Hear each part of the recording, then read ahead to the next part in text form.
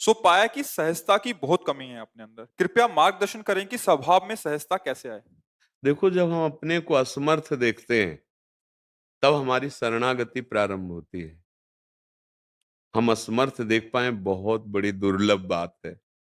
अहंकार इतना अपना राज्य फैलाए हुए है। यही संस्कृति का मूल है। संस्कृति मूल शूल प्रदनाना सकल शोकदायक अभिमाना।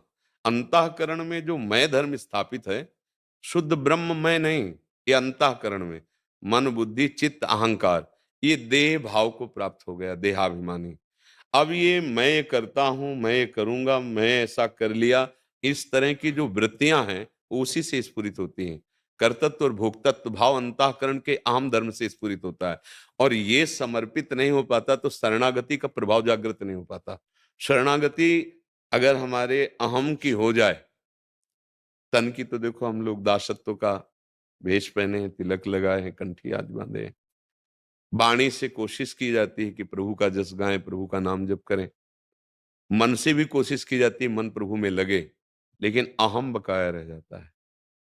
अगर ये समर्पित हो जाए तो सरलता आ जाए, क्योंकि हमारे प्रभु सहज हैं, बहुत सहज हैं, सहज कृपालु, सहज करुणा में, और बहुत शांत हैं। शांताकारम है ना भगवत, तो हमारा स्वरूप भी शांताकार है, हमारा स्वरूप भी सहज। सहज का मतलब होता है किसी क्रिया से हमें वो सुख नहीं मिलता।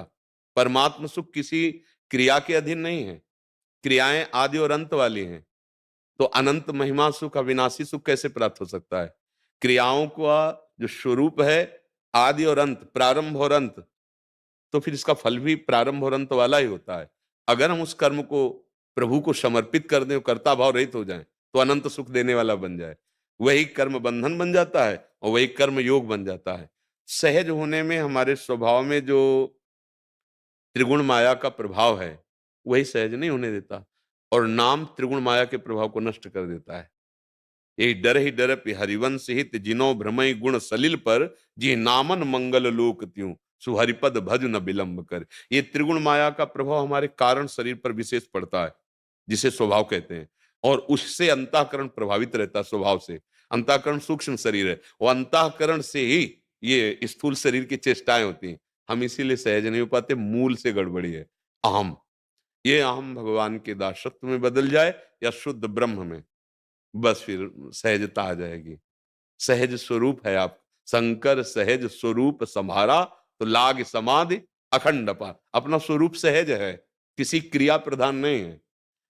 बस ये बात समझने के लिए आचार्यों की शरण हुई जाती है, नाम जप किया जाता है, उनकी आज्ञा के अनुसार उपासना की जाती है, शास्त्र और संतों के वाक्यों का मनन किया जाता है, उससे मलिनता नष्ट हो जाती है। जैसे हम बार बार किसी मलिन पात्र को मांजते हैं तो चमक जाता है ना, ऐसे ही हम बार बार भगवत चिंतन, संतों के वचन और नाम जप करते हैं तो हमारा मन, हमारी इंद्रियां पवित्र हो जाती हैं। पवित्र इंद्रियों और मन निर्विकार हो जाए, और निर्विकार होते ही ये भगवत स्वरूप हो जाते हैं, क्योंकि भगवत स्वरूप है। इंद्रियाणाम मनस्यान, जैसे कोई सोचे कि मन तो भगवान ने कहा है गीता में जी कि मैं हूं इंद्रियाणाम मनस्यास्मि, और आप कहते हैं मन मारो, तो कैसे मारा जा सकता है? अविनाशी भगवान है, तुम कैसी बात आज्ञा कर रहे हो? इंद्रियाणाम मनस्यास्मि। हाँ, मन की दो वृत्तियां हैं।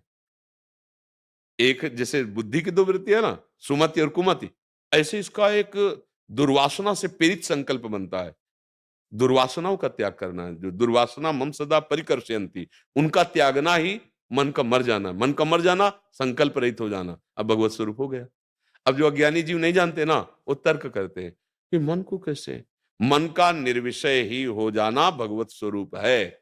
मन का विषय चिंतन, विषय भोगों में सुख भावना, यही वो हमको बंधन में बांधे हुए है।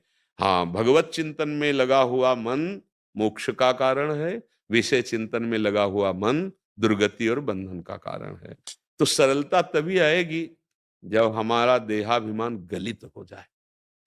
ये भजन से, गुरु कृपा बल से, संत संग से इसका अपने आप गलन हो जाता है, अपने आप हो जाता है। इसमें कोई प्रयास, इसमें क्या है कि जितना प्रयास करोगे पुष्ट होगा। जैसे मैं 10 साल से मौन हूं, अब वो पुष्ट हो रहा है। मैं 10 साल से केवल फलाहार करता हूं, वो पुष्ट हो रहा है। और हमें उसको गलित करना है शुद्धमय में, बिल्कुल कोई संकल्प नहीं, कोई क्रिया नहीं, जीवन मुक्त हो गया।